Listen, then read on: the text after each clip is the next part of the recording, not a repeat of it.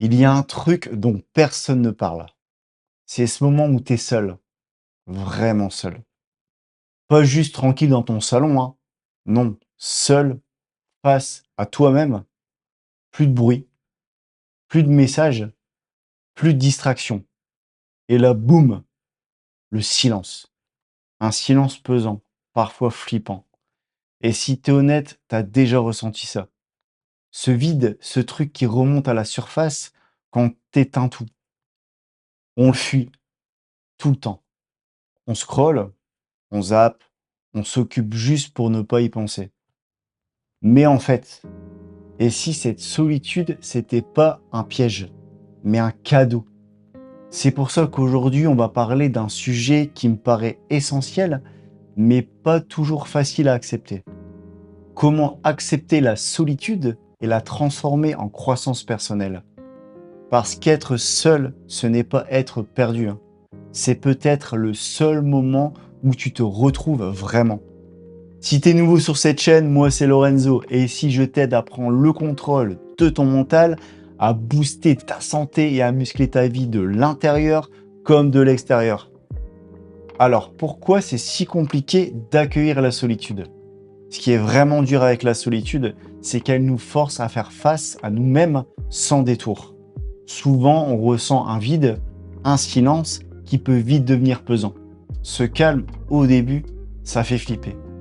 L'ennui nous guette et surtout, on redoute de se retrouver face à nos pensées, qui peuvent être parfois très lourdes et qui dérangent.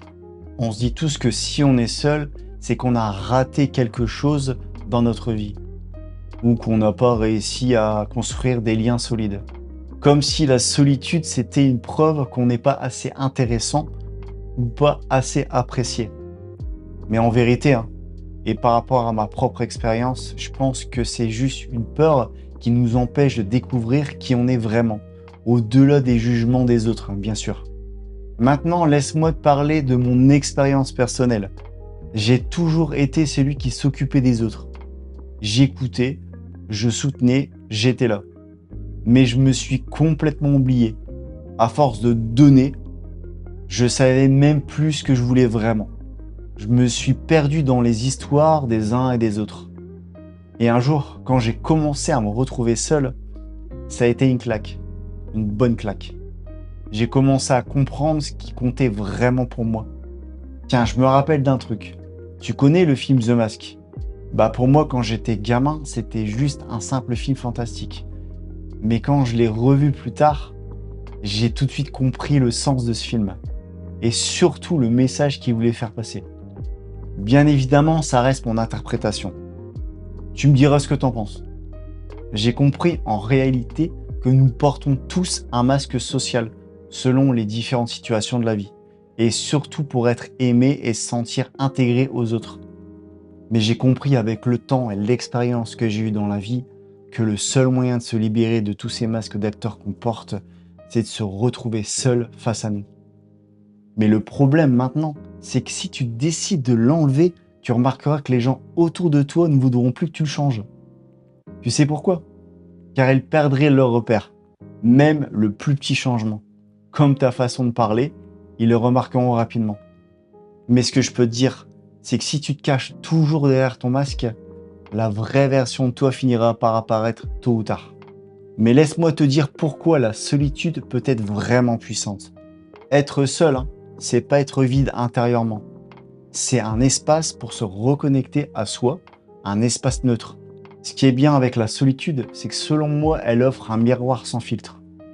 Oui, se connecter avec les autres, c'est important, ça c'est sûr. Mais il y a autre chose à prendre en compte. C'est que parfois, les conseils des autres peuvent venir de leur propre peur ou expérience. Je te donne un exemple. Imagine que tu parles à quelqu'un d'anxieux et que dans la discussion, peu importe le sujet, hein, elle te dit Faut pas faire ça. et à l'inverse, imagine une autre personne, mais cette fois-ci plus sûre d'elle dans son attitude, qui te dit Vas-y, fonce. tu vois où je veux en venir? Chacun agit différemment selon la situation. Mais la vraie question, c'est de savoir ce que toi tu ferais. Toi, qu'est-ce qui te fait vibrer? Qu'est-ce qui te nourrit vraiment? C'est la solitude qui te permettra de répondre à ces questions. Maintenant qu'on a vu tout ça ensemble, est-ce que tu veux savoir comment j'ai fait pour accepter la solitude? Juste après, je te donne 3 conseils simples pour que tu puisses les appliquer dès maintenant. Mais avant de continuer, pense à mettre ton plus beau pouce en l'air pour soutenir mes longues heures de travail pour te sortir toutes ces vidéos. Et si tu as encore un petit peu le temps, dis-moi dans les commentaires si toi aussi ça t'est déjà arrivé d'avoir des moments de solitude. Alors voilà ce que j'ai réellement mis en place qui m'a bien aidé pour transformer cette solitude en une vraie force. Dans un premier temps, je te conseille d'apprendre à t'écouter et à te poser les bonnes questions quand tu es seul face à toi-même. Qu'est-ce que tu ressens? Qu'est-ce que tu veux vraiment? Dans un deuxième temps, je te conseille de rester actif, même quand tu es seul. De lire, de marcher, de créer. La créativité, c'est important. De simplement transformer ce temps seul en moment utile, pas en punition. Et dans un troisième temps, de dire non sans culpabiliser. Tu as le droit de refuser une soirée ou un appel quand tu sens que tu as besoin d'un moment pour toi. Là aussi, la communication, c'est important dans ces moments-là. Il faut simplement expliquer à la personne ce que tu ressens. C'est pas de l'égoïsme, c'est de l'hygiène mentale. Par contre, j'insiste vraiment sur un point. Je te dis pas de devenir solitaire à vie, ni de couper les ponts. Les relations, c'est essentiel. Mais apprendre à t'isoler de temps en temps, ce n'est pas fuir, c'est revenir à toi. Imagine-toi accepter toutes les propositions de sortie. Toujours être occupé à gauche, à droite, car t'as pas envie d'écouter tes propres pensées. Eh ben, c'est ce que font la majorité des gens. Ils se fuient.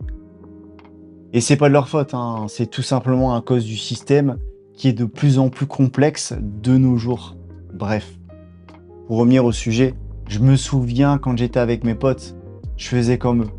Je parlais comme eux, j'ai essayé de boire de l'alcool, alors que je déteste ça.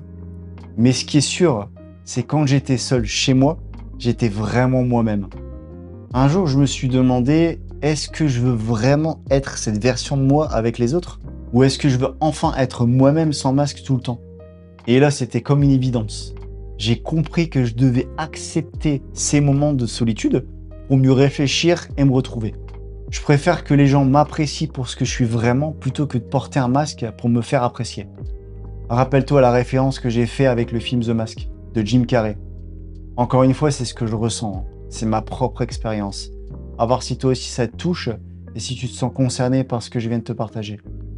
Et un dernier truc, ce qu'il faut que tu saches, c'est qu'à l'inverse, je te conseille de ne pas t'imposer la solitude trop longtemps. Parce que tu risques de fuir tes émotions. Et si tu passes ces moments de solitude à scroller sur les réseaux sociaux, sur Netflix, en jouant aux jeux vidéo ou autre, ça calme sur le moment, ça va diminuer l'intensité de tes émotions négatives et ça ne te libérera pas de cette...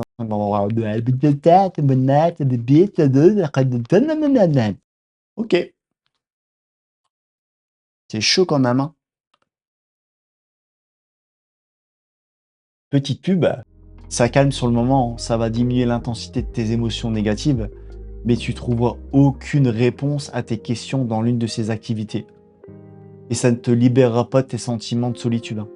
Et ici c'est pareil, si tu cherches des réponses sur qui tu es, que tu es partout à la fois, ou que tu t'imposes des épreuves physiques intenses dans la pratique du sport en excès, en poussant ton corps au-delà de ses limites, dans la musculation, dans la course à pied, le crossfit, l'aérox, tout dépend de la pratique. Dans l'espoir de trouver des réponses, et personnellement, je pense que c'est pas en étant actif tout le temps et en fuyant tes propres émotions que tu vas y arriver. Je dis ça car moi aussi je suis passé par là. Si tu choisis la solitude, rappelle-toi que ça doit être un moment pour toi, pas pour t'éparpiller sur Instagram ou Netflix. La vraie solitude, c'est ne rien faire. Marcher en nature, méditer, écouter ce que dit ton cœur et surtout tes émotions. Par contre, laisse-moi te donner un conseil important. Il faut savoir qu'en général, dans notre vie et dans nos journées super connectées, notre cerveau reçoit beaucoup d'informations. Au boulot, dans les discussions avec les autres, les informations à la télé, sur les réseaux sociaux et autres. Regarde, même dans la rue, les gens ont les yeux rivés sur leur écran. Ils ont littéralement leur téléphone greffé à leur main. Et même le soir dans leur lit. Du coup, comme je te disais juste avant, le cerveau a beaucoup trop d'informations à trier. Donc, qu'est-ce qui se passe? Bah, le cerveau n'a jamais le temps de faire le tri. Et c'est pour ça que de nos jours, hein, beaucoup de personnes ont du mal à dormir. Par contre, si tu prends le temps de te ressourcer seul, tu donnes le temps à ton cerveau de trier toutes les informations que tu as reçues dans la journée. L'équilibre idéal, c'est d'avoir au moins 50% de tes pensées occupées à des stimuli extérieurs et 50% consacrés à tes propres pensées intérieures. Dis-toi juste que si tu cours partout, tu vas nulle part. Tu apprendras plein de choses, hein, tu auras beaucoup de connaissances, mais tu feras jamais rien. Tu risques de ne jamais mettre en pratique tout ce que tu sais en fait. Ou pire, tu vas oublier. Oui, je suis passé par là aussi. Donc c'est pour ça que je me permets de te donner mon avis. Alors voilà, hein, je te propose pas de te couper du monde ni de te noyer dans tes pensées, hein, mais plutôt d'utiliser la solitude pour t'introspecter, réfléchir, créer et te ressourcer au maximum. Rappelle-toi simplement que d'accepter la solitude te permettra de changer ta vie. Si cette vidéo t'a parlé, abonne-toi à la chaîne pour continuer ce chemin vers ta transformation physique, mais surtout mentale, hein. Et dis-moi en commentaire, comment tu vis la solitude, toi? Est-ce que tu arrives à en faire ton allié? On se retrouve vite pour une prochaine vidéo. Allez, salut!